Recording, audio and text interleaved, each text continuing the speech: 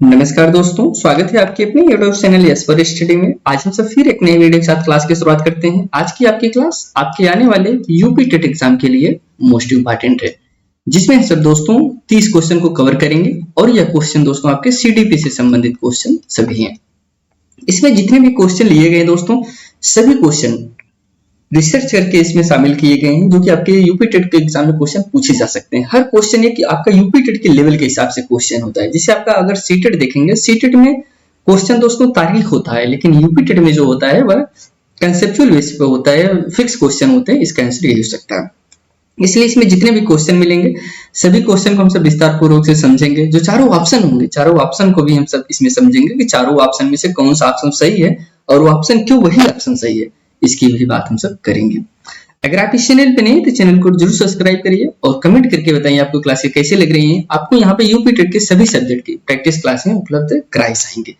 जो इसमें पहला क्वेश्चन है, कह रहे हैं बाल विकास मुख्यतः किससे संबंधित है। किसकी बात कर रहे हैं दोस्तों? बाल विकास से। ऑप्शन है केवल शारीरिक विकास से, केवल मानसिक विकास से, व्यवहार में परिवर्तन, या फिर जन्म से मृत्यु तक होने वाले परिवर्तन। हमने आपको थ्योरी क्लास में बताया था। तो जो बच्चे का विकास होता है, जब बच्चा जन्म लेता है, जन्म से लेकर मृत्यु तक, जब तक बच्चा की मृत्यु नहीं हो जाती तब तक उसका विकास होता रहता है। दोस्तों इसमें जो राइट आंसर हो जाएगा option number D is correct answer. जन्म से मृत्यु तक होने वाले परिवर्तन को ही दोस्तों बाल विकास से संबंधित है। देखिए, केवल शारीरिक विकास, अगर हम कहें केवल शारीरिक विकास है दोस्तों, तो ऐसा नहीं। शारीरिक विकास के साथ साथ मानसिक विकास भी तो होता है।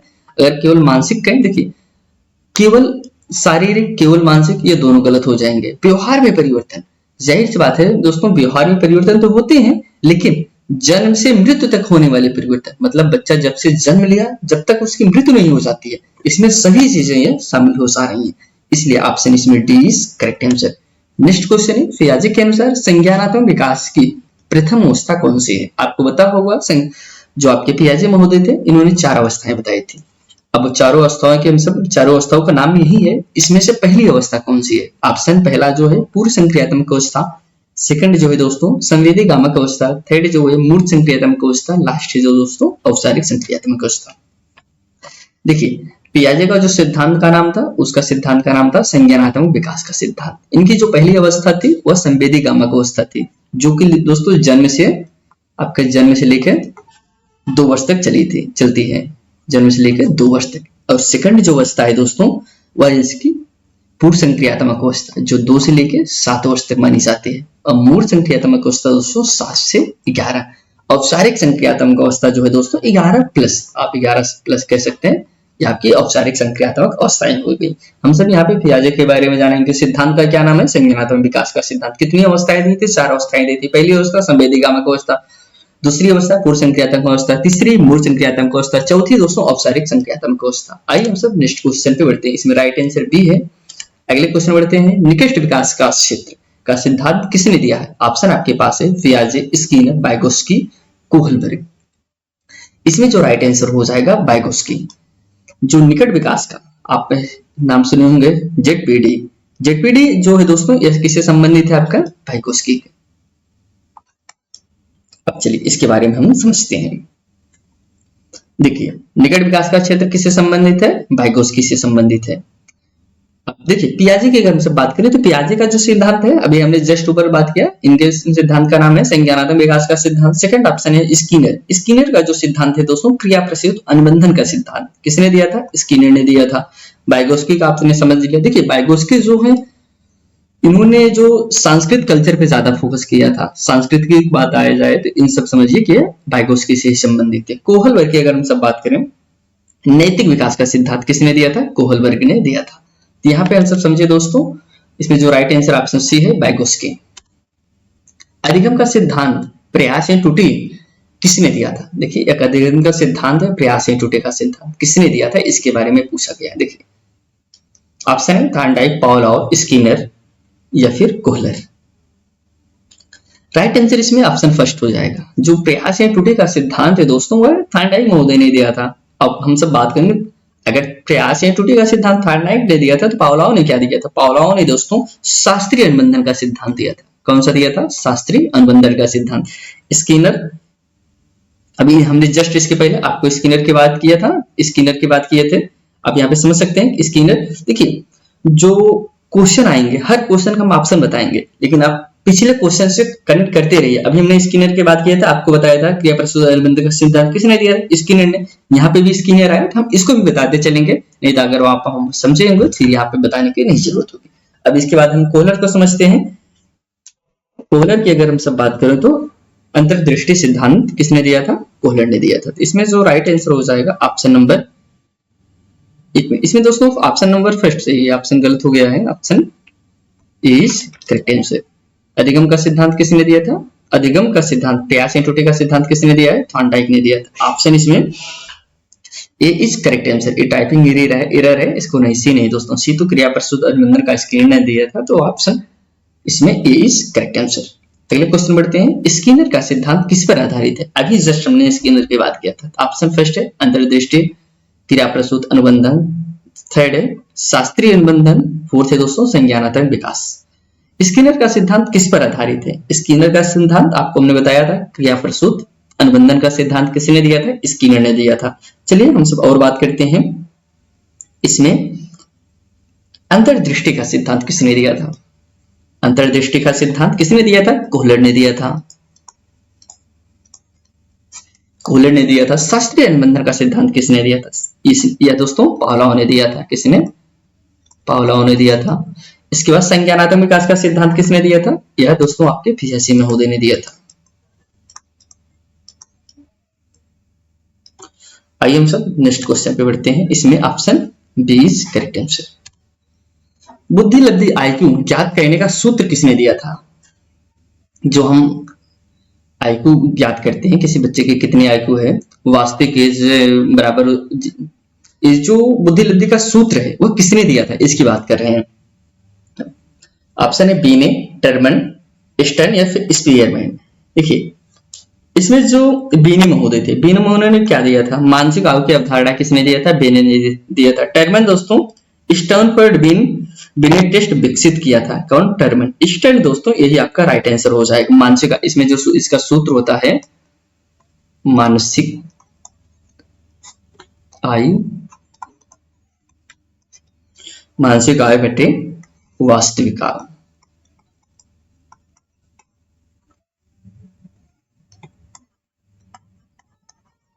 आयु गुणे 100, ये दोस्तों आईक्यू निकालने का सूत्र है। इसे स्टर्न ने दिया था। स्पीयरमैन द्विकारक बुद्धि का सिद्धांत किसने दिया था? आपके स्पीयरमैन ने दिया था। इसमें जैसे मानसिक आयु बच्चे की, जिसे कोई बच्चा है 5वीं में पढ़ रहा है लेकिन वो 10 क्लास का क्वेश्चन सॉल्व कर रहा है, इसमें मतलब उसकी मानसिक आय क्या है? वह 10 है, लेकिन उसकी वास्तविक आय क्या है? वह दोस्तों उसमें 5 हो जाएगा। अब गुणे 100 कर देंगे तो उसके आईक्यू निकल जाएगी। तो यही था, इसने इसे दोस्तों स्टर्न ने दिया था। ऑप्शन इसमें सी इज करेक्ट आंसर। अगला है सीखना व्यवहार में अस्थायी परिवर्तन है, किसका कथन है दोस्तों? गेट्स का है, क्रू का है, स्किनर का है, वुडवर्थ का है। सीखना व्यवहार में अस्थायी परिवर्तन है, किसने कहा था? ऑप्शन इसमें जो सही, पहले हम इसमें सबकी बात करते हैं। इन्होंने अधिगम से जुड़े विचार दिया था। इसमें जो राइट आंसर है क्रो हो जाएगा। अधिगम सीखना व्यवहार में अस्थायी परिवर्तन है, किसने कहा था? क्रो ने कहा था। और स्किनर आपको पता होगा अनुबंधन का सिद्धांत दिए थे। वुडवर्थ दोस्तों, वुडवर्थ क्या दिए थे? प्रेरणा व्यवहार पर कार्य किया था। किसने? वुडवर्थ ने। अगले क्वेश्चन चलते हैं। इसमें बी इज राइट आंसर। कोहलबर्ग का सिद्धांत किससे संबंधित है? कोहलबर्ग दोस्तों वह किससे संबंधित है? भाषा विकास के, संज्ञानात्मक विकास के, नैतिक विकास से या फिर शारीरिक विकास से। देखिए जो नैतिक विकास है, नैतिकता के जो कोहलबर्ग थे, इनकी एक कहानी है हिंस की कहानी, वो बहुत ही फेमस कहानी है। इन्होंने नैतिकता के बारे में चर्चा किया था, नैतिकता पे अपना शोध किया था, बच्चे में कैसी नैतिकता का विकास होता है। अब इनके बारे में विस्तार पूर्वक हम सब बाद में समझेंगे, लेकिन आप समझते रहिए कोहलबर्ग का जो सिद्धांत किससे संबंधित है? नैतिक विकास से संबंधित है।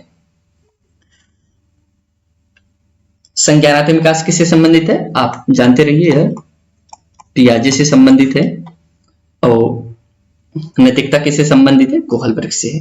अगले क्वेश्चन बढ़ते हैं। इसमें option c is correct answer. बालक के सामाजिकरण का प्रथम माध्यम क्या है? देखिए प्रथम माध्यम क्या है? आप कहेंगे बच्चा तो तब सीखता है जब विद्यालय जाता है। नहीं, विद्यालय जाने से पहले वो घर में बहुत कुछ सीख के जाता है, तो राइट आंसर इसमें विद्यालय हो जाएगा। बच्चे का सामाजिकरण का प्रथम माध्यम कौन है? वह विद्यालय है। सॉरी, विद्यालय गलत हो जाएगा, इसमें परिवार है। जो सामाजिकरण का प्रथम माध्यम होता है बच्चे का, प्रथम माध्यम वो परिवार है। उसके बाद मित्र, समाज, विद्यालय सब बाद में आते हैं, लेकिन सबसे पहले बच्चा कहाँ पे सीखता है? परिवार में ही सीखता है। इसमें राइट आंसर 20 करेक्ट आंसर। करके सीखना सिद्धांत किसका है? जॉन डेवी का है, पियाजे का है, स्किनर का है, गिलफोर्ड का है। देखिए, करके सीखना, जब बच्चा कोई चीज करके सीखेगा तब वो अच्छे से सीखेगा। किसने कहा था? जॉन डेवी ने कहा था। पियाजे का सिद्धांत आप जानते होंगे, संज्ञानात्मक विकास का सिद्धांत। स्किनर उन्मूलन का सिद्धांत। गिलफोर्ड बुद्धि संरचना का सिद्धांत दिया था। देखिए, हम सब एक एक चीज आपको इतनी बार बता देंगे, आपको याद हो जाएगा बहुत ज्यादा। इसमें आपको आप इतनी बार सुनेंगे, जिससे पियाजे बार बार आएंगे, बार बार आपको बताते चलेंगे। ऐसा नहीं हमने पियाजे को एक बार बता दिया दोबारा नहीं बताएंगे, जितनी बार आएंगे पियाजे के बारे में आपको बताते ही चलेंगे, ताकि आप रिकॉल करते रहिए। हाँ, पियाजे क्या दिए थे? पियाजे का नाम आते हैं, आप तुरंत समझ जाए पियाजे क्या दिए थे? संज्ञानात्मक विकास का सिद्धांत दिए थे। स्किनर ने क्या दिया था? शास्त्रीय अनुबंधन का सिद्धांत दिया था। तो आप समझते रहिए। आइए हम सब अगले क्वेश्चन बढ़ते हैं। इसमें एज करेक्ट आंसर। गार्डनर का सिद्धांत किससे संबंधित है? बहुबुद्धि का सिद्धांत, नैतिक विकास या फिर अधिगम व्यक्तित्व।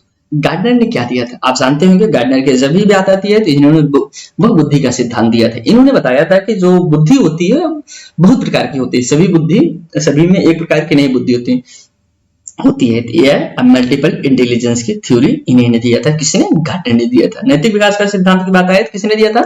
आपके कोहलबर्ग ने दिया था। अधिगम, और इसमें ये व्यक्तित्व किससे संबंधित है? आप जानते रहिए, गार्डनर से संबंधित है। इसमें is right answer. Next question है, अंतर्दृष्टि सिद्धांत के प्रतिपादक कौन है? अंतर्दृष्टि, इसकी चर्चा में जस्ट ओवर गया था। आप बताइए, कोहलर है, पावलोव, स्किनर है, थॉर्नडाइक है। तो इसके अंतर्दृष्टि का सिद्धांत कोहलर से संबंधित है। पावलोव किससे संबंधित है? क्लासिक कंडीशनिंग की थ्योरी किसने दिया था? पावलोव ने दिया था। स्किनर ने क्या दिया था? ऑपरेशन कंडीशनिंग की थ्योरी दिया था। थॉर्नडाइक ट्रायल एंड एरर, प्रयास टूटेगा, जो हमने फर्स्ट एज से संबंधित क्वेश्चन को सॉल्व किया था इसमें। Is right answer. पावलोव का सिद्धांत कहलाता है, क्या कहलाता है? क्रिया प्रसूत अनुबंधन, शास्त्रीय अनुबंधन, प्रयास टूटे और या फिर अंतर्दृष्टि। देखिए, प्रयास टूटे किसने दिया था? प्रयास टूटे का भी नाम है, आप समझिए क्या किसने दिया था? थॉर्नडाइक ने दिया था। अब इसमें जो राइट आंसर हो जाएगा, शास्त्रीय अनुबंधन का सिद्धांत किसने दिया था? पावलोव ने दिया था। क्रिया प्रसूत अनुबंधन का सिद्धांत किसने दिया था? स्किनर ने दिया था। प्रयास त्रुटि का सिद्धांत किसने दिया था? थॉर्नडाइक ने दिया था। अंतर्दृष्टि संबंधित किससे है? ये कोहलर से संबंधित है। देखिए, अब हम सब इसमें 20 करेक्ट आंसर था। अब अगले क्वेश्चन जो है, बालक के विकास की कैसी होती है? समान होती है, निश्चित होती है, असमान होती है, स्थिर होती है। देखिए, बालक के विकास की गति कैसी होती है?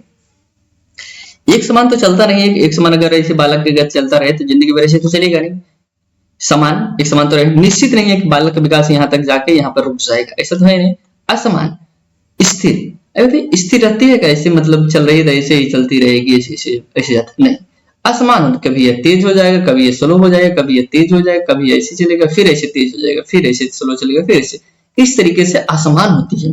बालक की गति को हम सब नाप नहीं सकते हैं। कभी कोई बच्चा बहुत तेज हो जाता है पढ़ने में, कोई बच्चा बहुत स्लो हो जाता है। तो इसलिए दोस्तों, बालक की गति को हम निश्चित वचन नहीं कर सकते। यह गति समान होती है, वो असमान होती है, निश्चित नहीं होती है।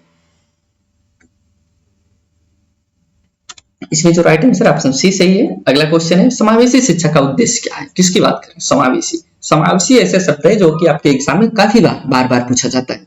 आप समझते रहिए, समावेशी शिक्षा का उद्देश्य क्या होता है। ऑप्शन है, फर्स्ट ऑप्शन है केवल प्रतिभाशाली बच्चों को पढ़ाना। सेकंड ऑप्शन है, देखिए कह रहे हैं सिर्फ जो प्रतिभाशाली हैं उन्हीं को पढ़ाना। नहीं, समावेशी का मतलब होता है दोस्तों सबको साथ लेके चलना। क्या? सबको साथ लेके चलना। ऐसा ऑप्शन देखना है जिसमें सभी बच्चों को बात किया जाए, सभी बच्चों को साथ शिक्षा देना, केवल दिव्यांग बच्चों को, केवल कमजोर नहीं। इसमें जो राइट आंसर हो जाएगा ऑप्शन 20 करेक्ट आंसर। जब आप सभी बच्चों के साथ मिले चलेंगे, उसमें देखिए कुछ बच्चे होंगे कहेंगे दिव्यांग के लिए विशेष काम देना चाहिए, तो दिव्यांग से हुआ नहीं, सभी बच्चों में दिव्यांग भी आता है, कमजोर बच्चे भी आते हैं, प्रतिभाशाली बच्चे भी आते हैं। तो राइट आंसर इसमें बी ही आपका सही हो जाएगा।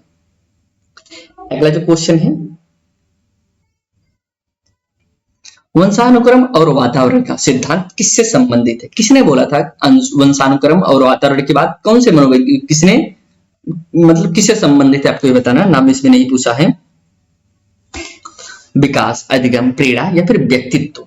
देखिए, वंशानुक्रम और वातावरण से विकास से संबंधित है। किससे संबंधित है? विकास, अधिगम से नहीं, प्रेरणा से नहीं, व्यक्तित्व से नहीं, विकास। वंशानुक्रम, अगर बच्चे का वंशानुक्रम बढ़िया है, वातावरण बढ़िया मिलेगा तो उसका विकास अच्छा होगा। तो इसलिए option A is correct answer. देखिए, कुछ बच्चे अधिगम को मानेंगे, प्रेरणा भी हो सकता है या व्यक्तित्व, लेकिन विकास के अंतर्गत ये तीनों चीजें शामिल हैं।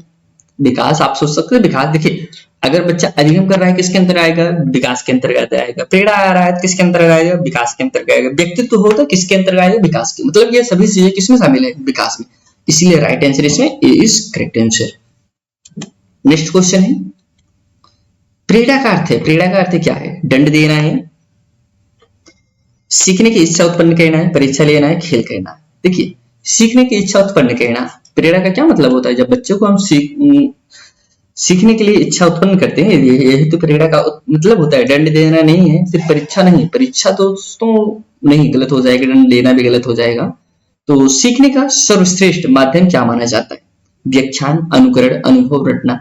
आप कहेंगे रटना क्या सबसे बढ़िया साधन है, नहीं। व्याख्यान क्या सबसे बढ़िया साधन है, नहीं। अनुकरण याद कर ले, नहीं। अनुभव क्या है दोस्तों, अनुभव। जब बच्चा अनुभव के द्वारा सीखेगा, कोई चीज प्रैक्टिकल के माध्यम से सीखता है तो तभी अच्छे से सीख पाता है। द राइट आंसर इसमें सी इज करेक्ट आंसर। अनुभव जो है सीखने का सर्वश्रेष्ठ माध्यम माना जाता है।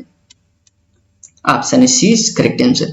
व्यक्तिगत भिन्नताओं का मुख्य कारण क्या है, किसकी बात करें, व्यक्तिगत भिन्नताओं, विभिन्नताओं को। वातावरण, वंशानुक्रम, दोनों, इनमें से कोई नहीं। देखिए ये व्यक्तिगत भिन्नता क्या है, व्यक्तिगत भिन्नता होता है जैसे आपके ही घर में आप दो ही अगर दो भाई हैं, दोनों की सोचने की क्षमता, याद करने की क्षमता अलग अलग होती है। कहेंगे तो हम तो दोनों सगे भाई हैं, लेकिन तब भी क्यों है, यही होता है व्यक्तिगत भिन्नता। मतलब सभी लोग अलग होते हैं, भिन्न होते हैं, भिन्न भिन्न पाए जाते हैं। ये किसका उदाहरण है, वातावरण है, वंशानुक्रम है, दोनों। ये दोस्तों दोनों है, क्या है, वातावरण और वंशानुक्रम दोनों संबंधित है। ऑप्शन इसमें जो सही हो जाएगा option c is correct answer. मानसिक आयु की अवधारणा किसने दी थी, बिने ने, स्किनर ने, पियाजे ने, गिलफोर्ड ने। देखिए मानसिक आयु की अवधारणा किसने दिया था, तो राइट आंसर इसमें जो हो जाएगा बिने ने। किसने दिया था, बिने ने दिया था। स्किनर क्या दिए थे आपको पता है, एक मिनट, हाँ मानसिक आयु का संबंध किससे है, या बिने से है। मेंटल एज की अवधारणा किसने दिया था, या बिने ने ही दिया था।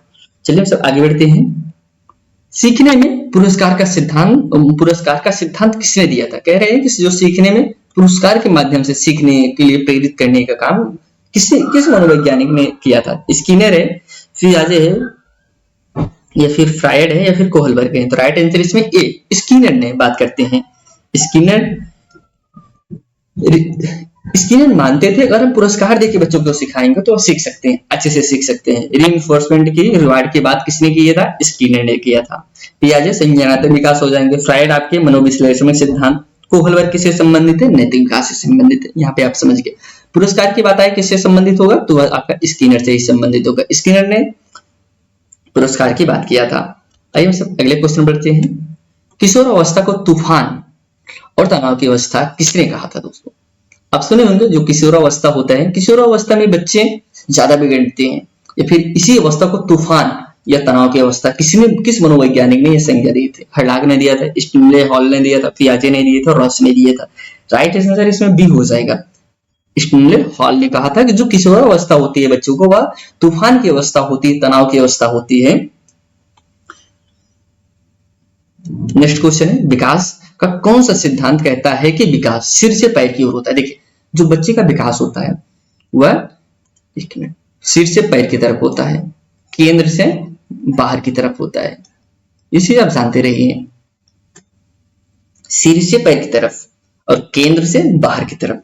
निकट दूर सिद्धांत, सामान्य विशिष्ट सिद्धांत, मस्तकोन्मुखी सिद्धांत, या फिर निरंतरता का सिद्धांत। राइट आंसर इसमें सी हो जाएगा। मस्तोन्मुखी सिद्धांत जो कहलाता है वह कहता है कि जो बच्चे का विकास होता है वह सिर से पैर की तरफ होता है, न कि पैर से सिर की तरफ होता है। पहले बच्चे का सिर का विकास होता है, फिर पैर की तरफ वैसे बढ़ता जाता है।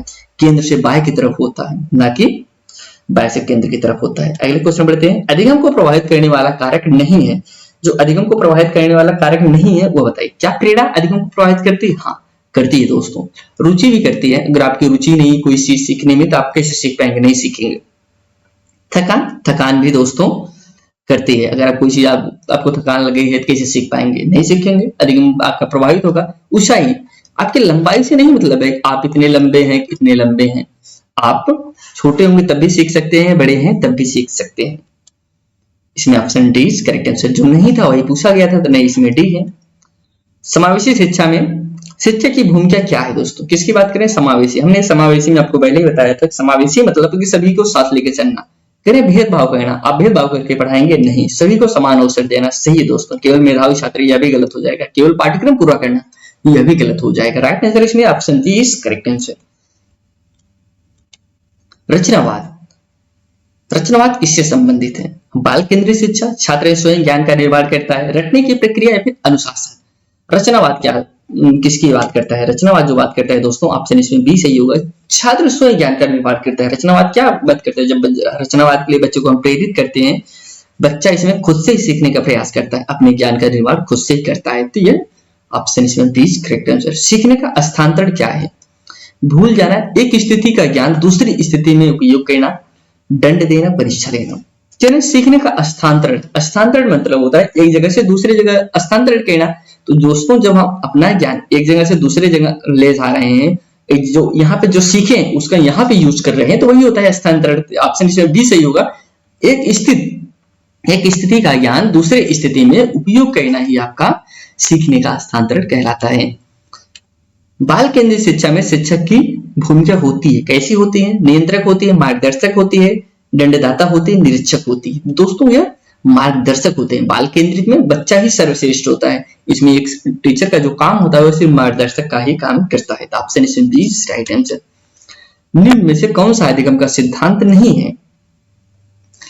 प्रयास त्रुटि का सिद्धांत, आप कहेंगे प्रयास त्रुटि का सिद्धांत तो बच्चा सीखता है। शास्त्रीय अनुबंधन का सिद्धांत, बहुबुद्धि का सिद्धांत, क्रिया प्रसूत अनुबंधन का सिद्धांत। यह भी दोस्तों सीखने से संबंधित है, यह भी, लेकिन यह बहुबुद्धि दोस्तों किससे संबंधित है? आईक्यू से संबंधित है। तो ऑप्शन आपका सी इज करेक्ट आंसर गलत है, और ये गलत ही आपका सही आंसर हो जाएगा। नेक्स्ट और लास्ट क्वेश्चन है, बालक सबसे अधिक प्रभाव किससे ग्रहण करता है? परिवार से, विद्यालय से, समाज से, पुस्तक से। राइट आंसर इसमें ए हो जाएगा। जो बच्चा सबसे ज्यादा प्रभावित होता है वह परिवार से होता है। ऑप्शन इसमें ए इज करेक्ट आंसर। आज हमसे दोस्तों 30 क्वेश्चन कवर किए, जो कि आपके एग्जाम के पॉइंट ऑफ व्यू से बहुत ही महत्वपूर्ण थे। अगर आप इस चैनल पर नए हैं तो चैनल को जरूर सब्सक्राइब करिए। आप कमेंट करके बताइए आपको क्लास कैसी लगी। हम आपसे फिर एक नए वीडियो में मिलते हैं, तब तक के लिए दोस्तों धन्यवाद।